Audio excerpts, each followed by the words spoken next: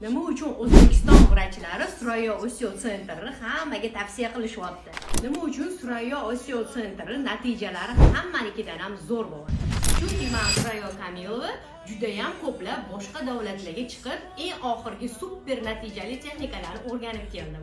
Dubayda o'qidim, Moskvada, Sankt-Peterburgda, Krasnodar, Yekaterinburgda tinimsiz o'qib izlanishlarim jarayonida qanaqa qilib davolasa insonlarni yanada zo'r natijaga erishib, ularga tezroq shifo beramiz va ular uzoq vaqt ko'p joylarga qatnab, ko'p pullarni sarflamasdan tezroq natijaga erishib, faqat ustki ko'rinish emas, ich-ichidan davolashni o'qib izlanib tatbiq etyapmiz. Tanamizdagi ichidagi xronический kasallik tashqariga отражение beradi.